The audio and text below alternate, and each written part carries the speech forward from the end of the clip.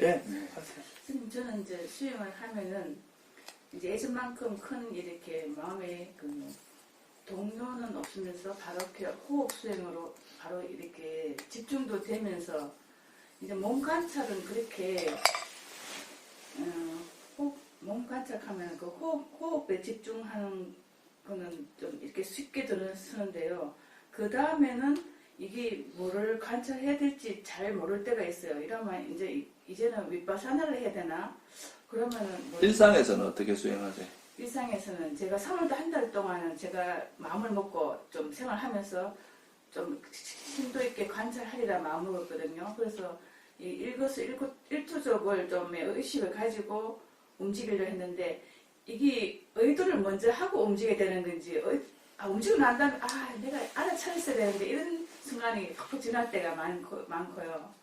또 이렇게 가만히 자선에 임하면은 마음은 고요한데 이제 그러면 이제 집중은 된다고 좀 생각되면은 순간 내가 뭘 해야 될지 이런 생각이 있어요. 이제 사념술 수행을 해야 되나, 윗바사나 수행을 해야 되나, 사마타를 해야 되나 이런 판단이 예전에는 그런 게 없었는데 이제는 그런 판단이 오더라고요.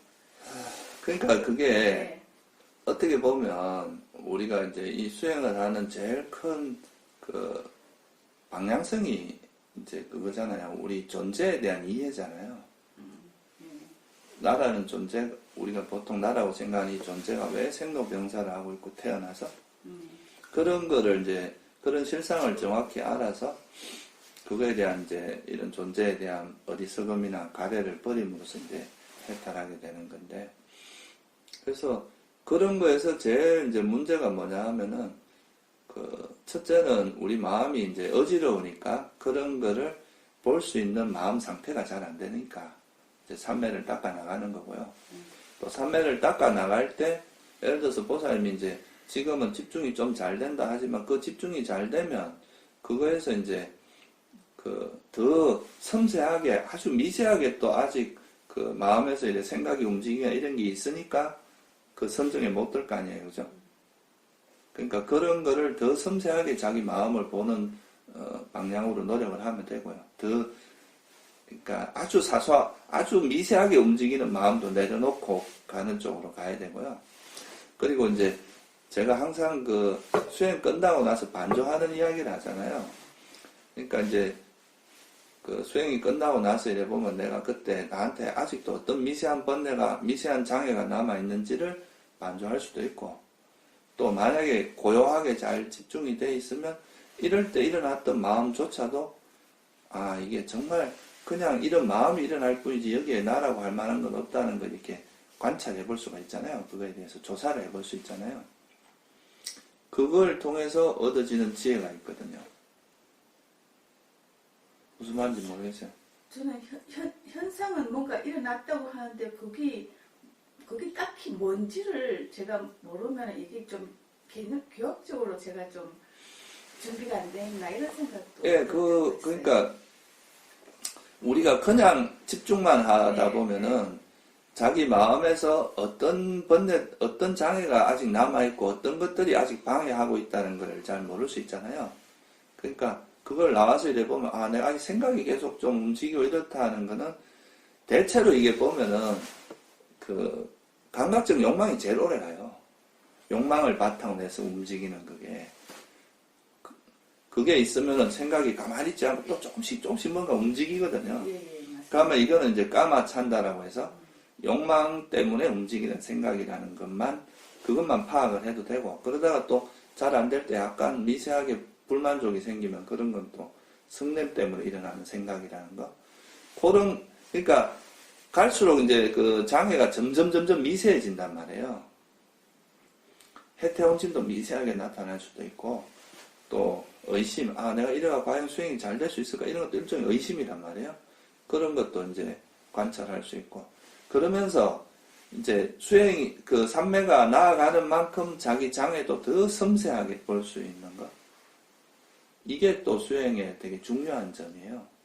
거친 것만 보는 게 아니고, 아주 미세한 자기 마음의 그런 장애를 볼 수 있는 장점이 있고요. 또 그러고 이제 그렇게 되고 나서 이제 그 집중이 잘 될 때 이래 나와서 이래 보면은, 아, 내가 평소에 번뇌가 일어날 때 마음하고 일어나지 않을 때 마음에 확연한 차이가 나타나잖아요. 그러니까 이게 이럴 때 나한테 일어난 이런 마음이, 이 중에서 내가 이제 호흡을 알아차리는 이런 마음이라든가, 이 마음 상태가 이제 팔정도 중에 칠각지 중에 어떤 건지 이런 걸 만조해 볼 수도 있고, 그게 이제 보살님이 그러니까 그 경전에서 배웠던 거라든가 부처님 가르침 중에 배웠던 걸 실제 내가 나한테 나타난 현상을 가지고 이제 해석을 하는 작업을 하는 거예요. 그게 조사라고 하는 게. 그러면서 우리가 진리를 직접 체득해 가는 과정이거든요. 내가 관찰하는 이유, 그걸 알아차리고 그걸 이해하고 내가 또 그런 상태에 들어간 거는 부처님이 말씀하신 그거를 바탕으로 해서 이런 바른 정보가 생기면 그거에 대한 그 조사 과정이 칠각지에서 이제 택법각지가, 그러니까 사띠라는 게 이제 이렇게 수행하면서 얻어진 정보가 있잖아요. 그거를 바탕으로 해서 이제 그 부처님 법에 맞게 이걸 조사하는 과정이 돼야, 아, 부처님께서 이래서 이걸 선정의 마음도 괴로움이라고 하셨구나. 그래서 여기서 일어나는 느낌 이것조차도 이래서 괴로움이구나. 뭐 이런 이제 마음도, 여기서 일어난 마음도 영원한 게 아니고 이래서 이것도 괴로움이다. 그런 이제 내가 수행하면서 얻어졌던 그 마음을 통해서 그 법의 그 실상, 그거를 이제 파악을 하는 거죠. 네. 1시간 내내 자선했는데 잠깐 혼침 외에는 아무 생각 없이 하면 말씀하셨지만은 아무 이렇게 일어나는 거 없이 계속 이렇게 가는 게 이게 내가 했는 건지 안 했는 건지. 아니, 만약에 이제 그런 생각 없이 그렇게 됐다면, 됐다. 그거는 수행이 되게 잘 된 상태인데요.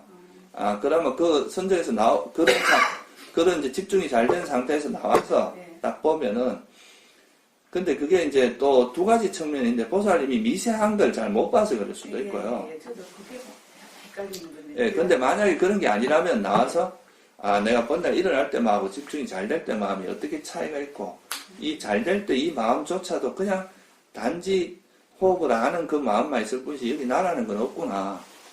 이 나오고 나니까 또 그 집중이 깨지는 거 보면 이것도 무상한 것이구나. 이렇게 또 내 마음 상태, 그러니까 집중이 잘 될 때의 그 마음 상태를 바탕으로 해서 이것조차도 역시 무상하고 참 변하는 것이구나. 또 이 속에 어떤 칠각지라고 하는 요소들이 있구나 하는 걸 한번 이렇게 조사함으로써 그런 데서 지혜가 생겨요.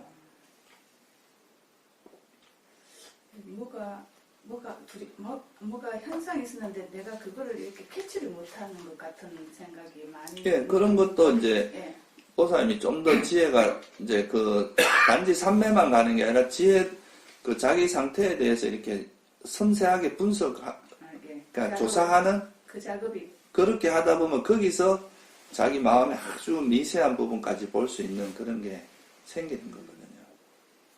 그런 걸 많이 해야지 마음에 힘이 생긴다. 그렇죠. 그게 또 지혜가 생기는 거죠. 자기 마음에 대한 이해도가 높아지잖아요. 내가 지금 이렇게 미세하게 움직이는 이런 마음을 어떤 것 때문에 내가 아직 완전한 선정에 못 들어가는지, 또 어떤 마음 상태가 아직 미세하게 나를 방해하는지, 이런 미세한 마음은 일반적인 생활 속에서 알아차리면서는 안 보여요. 하니까 그런 미세한 것까지 캐치를 할 수 있는 거거든. 그러니까 지혜가 예리해진다는 것은 마음의 아주 미세한 차이도 파악해낼 수 있는 능력이기도 해요. 근데 실제 생활 속에서 제가 이제 일상 업무를 보다가 내가 조금 지금 음짠해지고 있네 이런 거는 지금 금방 제가 알고 그러니까 있더라고요. 그런 것도 그거는 이제 딱 음짠해진다 하는 게 또 이게 성냄이 일어나는구나 이렇게 알 수 있잖아요. 그리고 또 성냄이 일어날 뿐만 이건 단지 이게 조건 따라 작용만 일어나는 거지 여기에 뭐 성냄이라고 하는 실체가 있는 건 또 아니잖아요. 그런 것도 우리가 한번 반조를 해볼 수 있고, 그러니까 뭐 이게 결국은 우리가 알아차린다는 것은 일상에서 알아차리는 걸 통해서 뭐 속된 말로 하면은 바른 정보가 축적이 되는 거예요. 아, 이건 탐욕, 이건 성냄이고 뭐 이런 나한테 일어나는 현상들에 대한 그 실상을 좀 파악을 하게 되는 거잖아요. 그러고 나면 이것이 아, 이렇게 내가 파악된 거는 다 조건 따라 일어난 연기된 법이구나. 그래서 이거는 무상하고 괴로움이고 무한하고 하셨구나. 라고 만약 이해를 하면 이 고성제를 파악하는 게 되잖아요. 그 법을 통해서. 아, 그러고 이거는, 아, 이렇게 가래라는 게 정말 내가 살면서 보니까 내가 집착이 일어났을 때 이러이러하게 나를 괴롭히고 또 수행에서도 이렇게 방해를 하는구나. 아, 그래서 부처님께서 이걸 해롭다고 하셨구나. 이거는 괴로움이 나중에 일어나게 만드는 요인이 된다. 이런 마음이 일어나면 내가 일상에서도 내가 누구한테 화를 딱 내면 그게 막 진행되면서 우리 마음을 괴롭히는 그 상황을 파악할 수 있잖아요. 그러면, 아, 그래서 이게 정말 괴로운 마음이고, 해로운 마음이구나. 이런 걸 정확히 통찰하면, 그건 또 집성제에 대한 통찰이 되잖아요. 그게 이제 괴로움의 원인이니까. 그리고 또, 아, 내가 또 이렇게, 이거를 이렇게 알아차리고, 이걸 이렇게 지혜로서 이건 내가 예를 들어서 막 여기 휩쓸리는데, 이걸 그냥 그런 거 없이, 그냥 법으로만 딱 보니까, 좋아하고 싫어하는 마음이 없어지더라. 그러면 이게 지혜가 작동하는 걸 또 파악을 할 수 있잖아요. 그런 거는 또, 이제 일종의 그 지혜가 어떻게 작동하는지를 자기가 또 경험하는 거 아니에요. 그죠?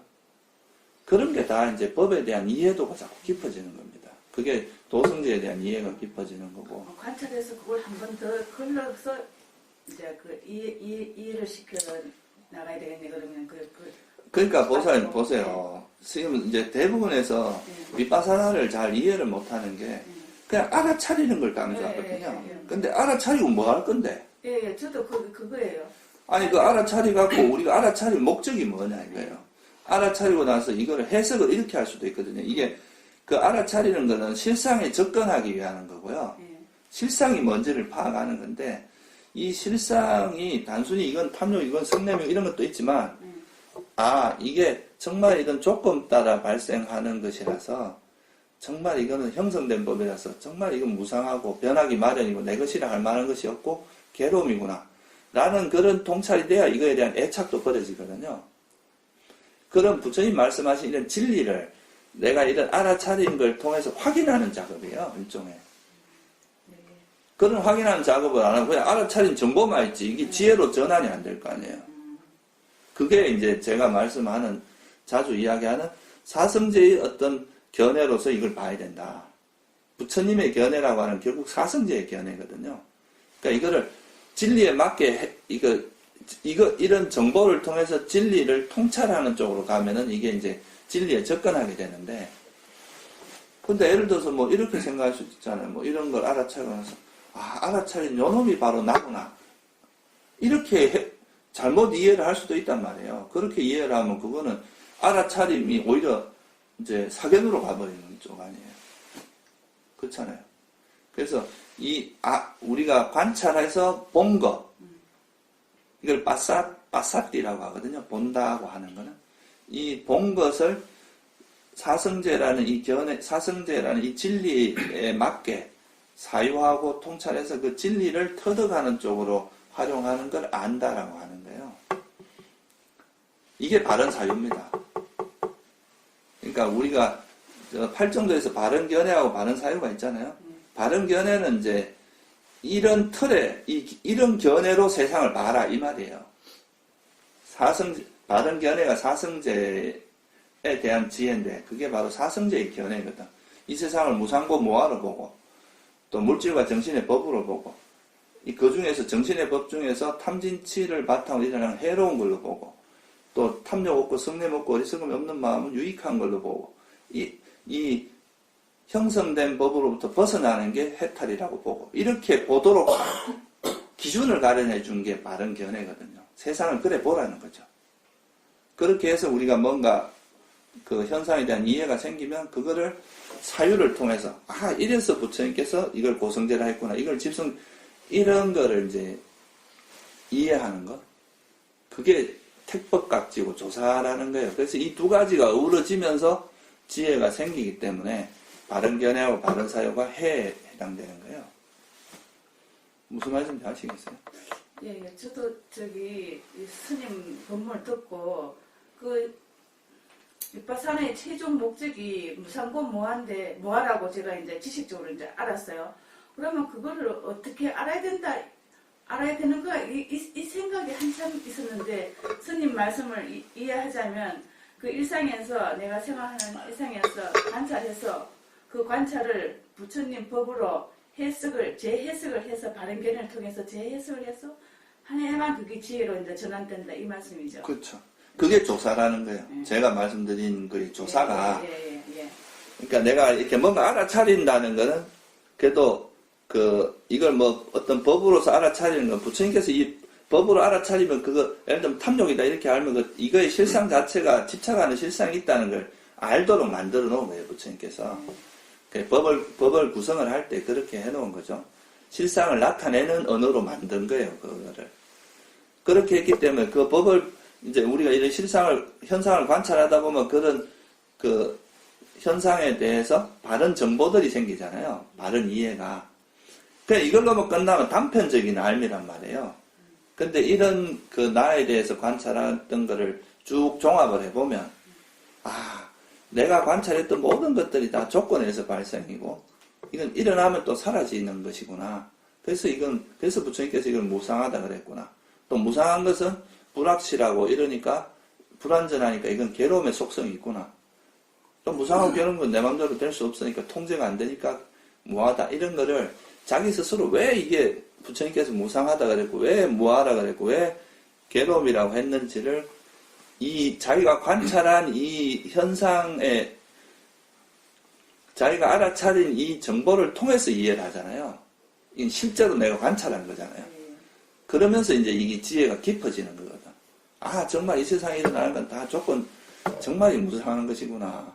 내 것이라 할 만한 게 없구나. 이렇게 이제 이해가 깊어지고 또 왜 부처님께서 탐진치라는 것이 버려야 될 법이라고 했는지 이런 것도 우리가 경험 속에서 파악이 돼야 되거든요. 그러면 그게 정말 이건 버려야 될 거라는 게 자기 스스로 이해가 되잖아요.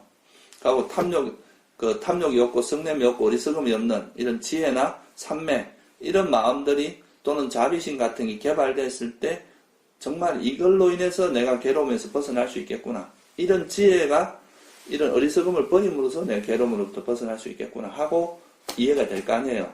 그런 것이 또 이 도성제나 팔정도에 대한 이해가 되는. 팔정도를 닦으면 이래서 번뇌가 버려지는구나. 이런 걸 이해를 하게 되잖아요.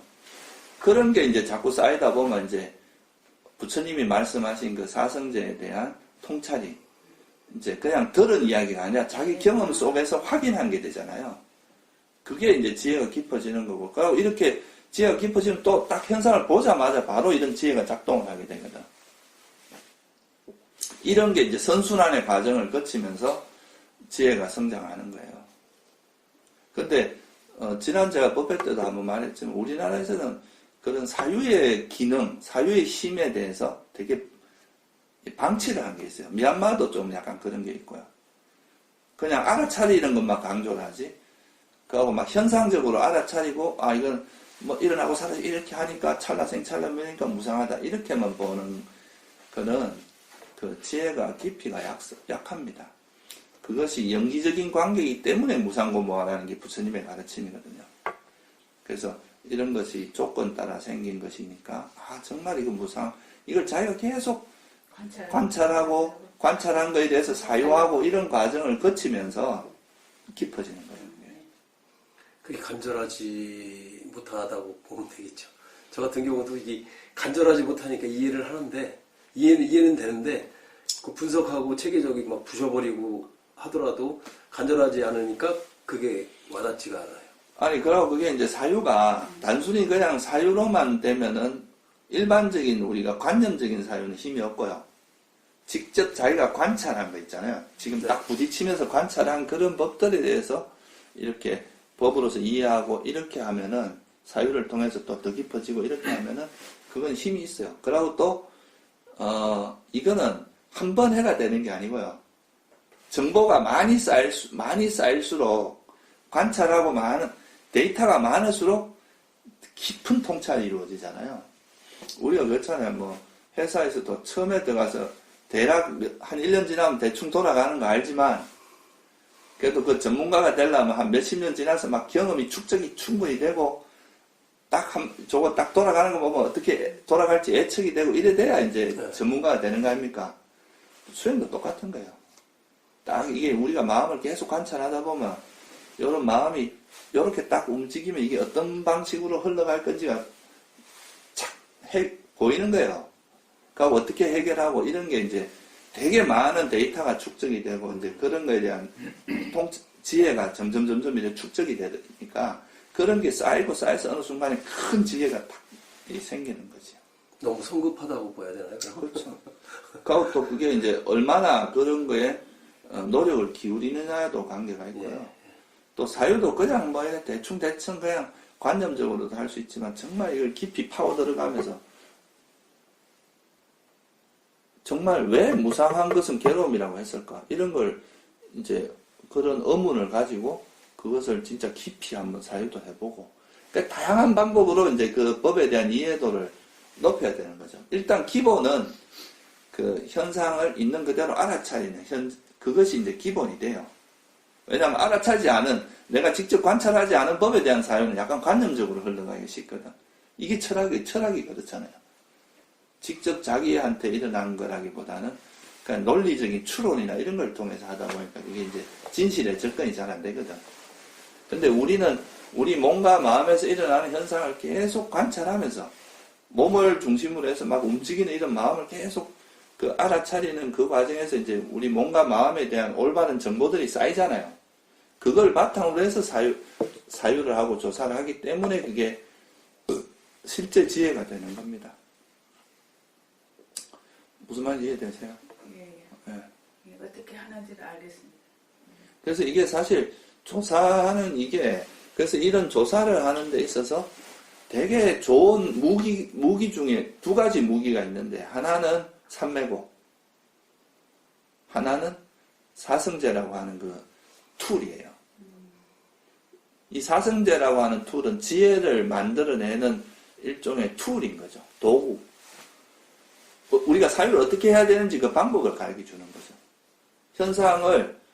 현상의 본질을 어떻게 접근해 가야 되는지 그걸 이제 부처님께서 길을 만들어 놓은 거니까 그 길을 따라서 가야 진리에 빨리 접근하는 거고 이제 자기식으로 하다 보면 늦어지는 거고 그런 거죠. 알겠습니다. 한번 해보겠습니다.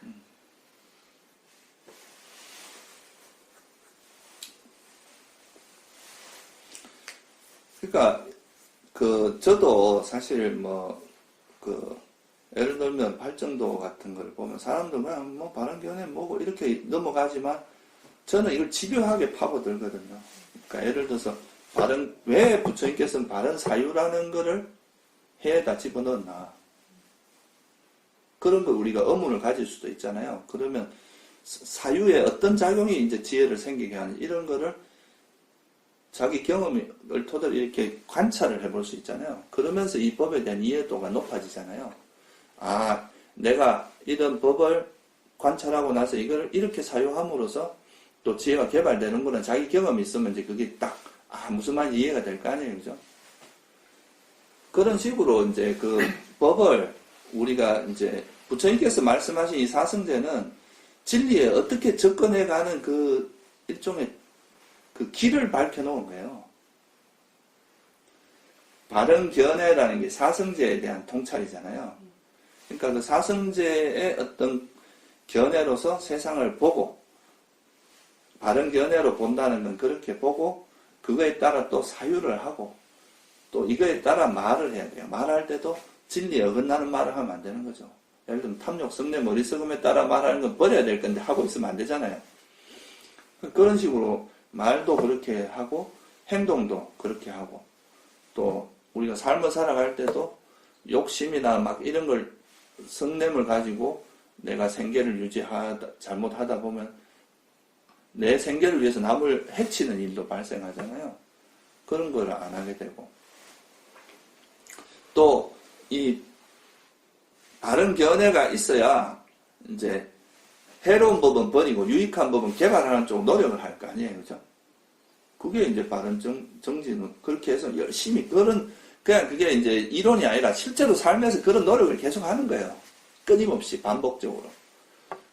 그리고 또 이거는 버려야 될 법인지 개발해야 될 법 이런 걸 잊지 않아야 그렇게 할 거 아니에요. 그걸 또 명확하게 이제 망각하지 않고 항상 그런 상태로 가고 그러면서 산매도 얻어지고 그 산매를 바탕으로 해서 더 깊은 지혜가 생기고 이런 이제 선순환의 과정을 통해서 우리가 이제 그 진리를 터득하게 돼. 그게 부처님께서 말씀하신 팔정도예요.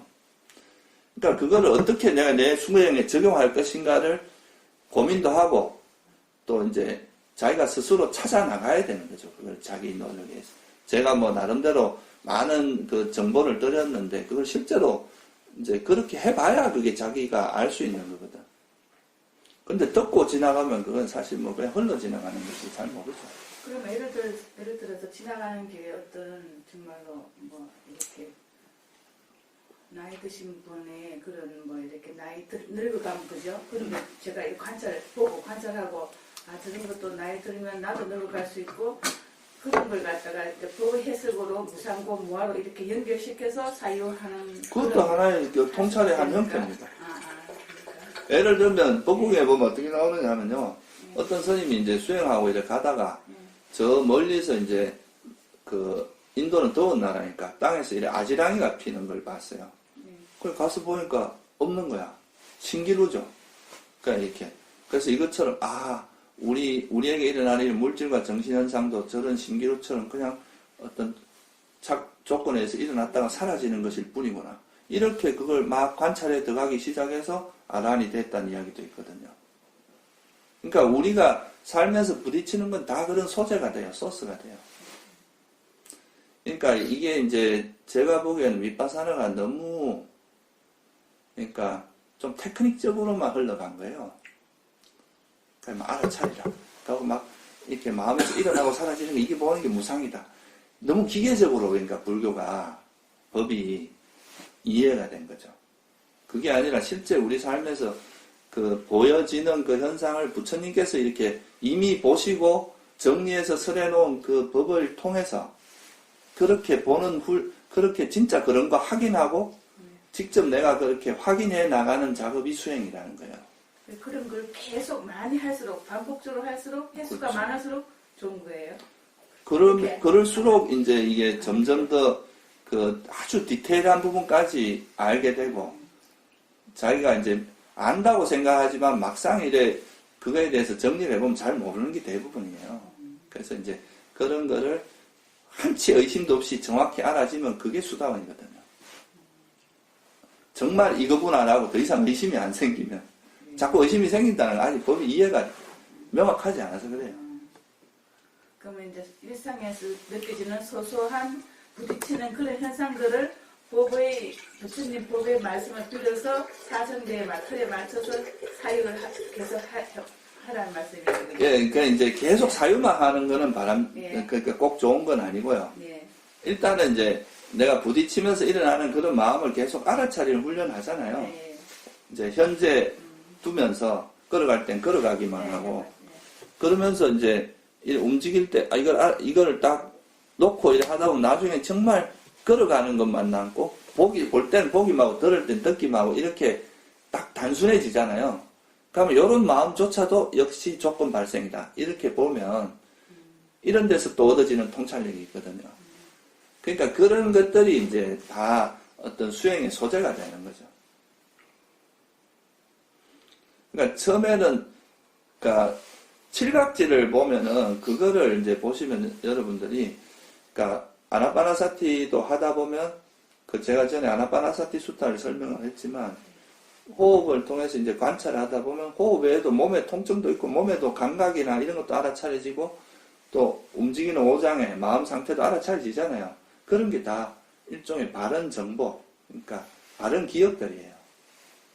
그걸로 인해서 얻어지는 그 기억들을 그냥 그런 기억들을 우리가 이제 알아차림을 통해서 그런 바른 기억이 이래 쭉 축적이 되고 그거를 또 조사를 하는 거죠. 택법각지를 통해서.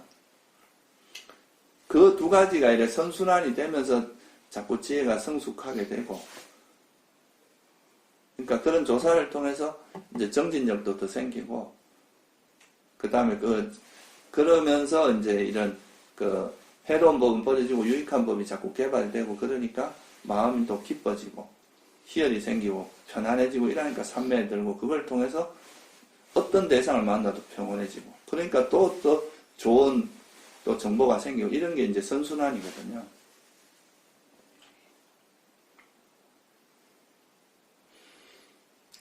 그래서 우리 마음이 어떻게 돌아가는지 부처님께서 왜 이렇게 사성제가 진리라고 설했는지 이거를 자기가 계속 그러니까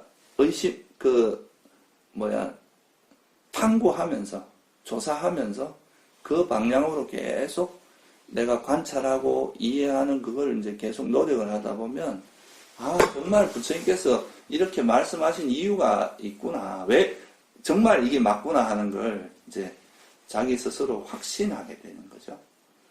그런 게 수다원이 확신이 되는 거죠. 더 이상 이 진리에 대해서 의심이 없어지는 거예요.